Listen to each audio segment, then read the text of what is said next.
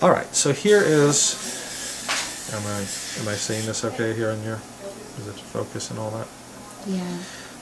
Okay, we have a good occlusal surface, lots of excess, and a big whopping void right here on the inside there.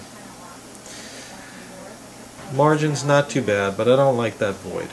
And when I go to try to fit it on here, as often happens, it doesn't even go on because we have lots of interferences.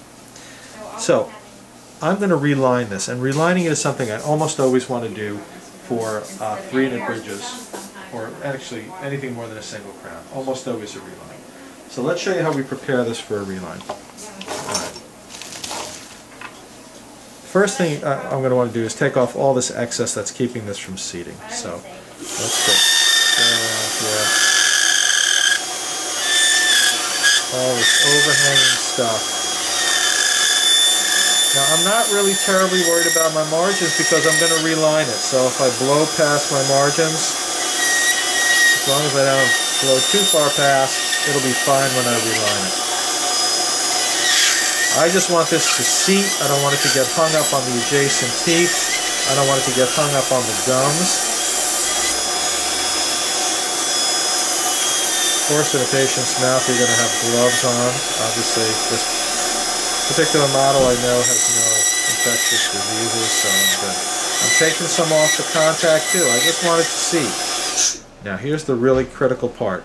You want to get the inside completely relieved. Oh, there's a big void there too. I don't care about the fit here. I don't want a little tiny bit of relief. Bore it out. Okay.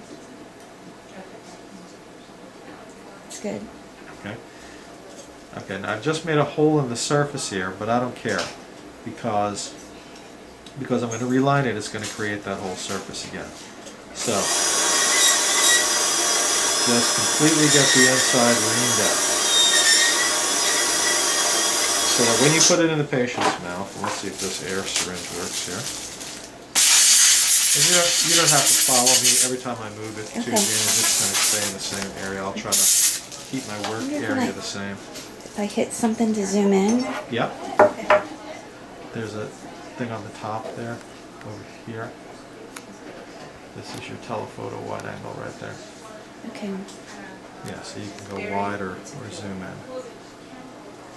That's good right there. Okay. That's good. Okay. It's focused. Alright, so let's see if this fits on here now. Ooh, a lot better. A lot better. Alright, so that's back in the patient's mouth, but my margins are coming out.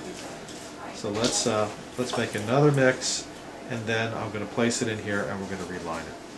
Okay, you can pause again. Are we live? Yeah. Okay, so I relined it. I put some stuff in there, and I'm squishing it down nice and firmly. And now my finger just pulled the stuff out of that hole. If you see any voids at this point, while the material's still soft, just lay it on top. Now have the patient bite down. That's pretty good. Now look at the bite right here. Looks like they're biting in a good place.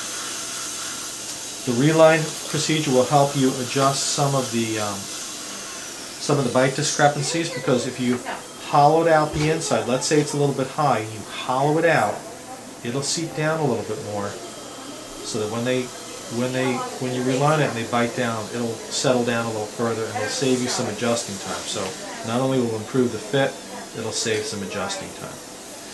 Now I'm going to let this set. Once again, I'm going to check to make sure that that it's not setting too quickly and it's going to lock in. Now the trick here is to tease this on and off as it's setting. So you take a curved hemostat, and I'm going to still let it get a little bit rubbery, and then I'm going to grab it, and I don't want to pull it all the way off, because if I pull it all the way off, I'll not get it back on again. But as soon as it gets a little rubbery, I'm going to just pull it up enough to break any bond that's there.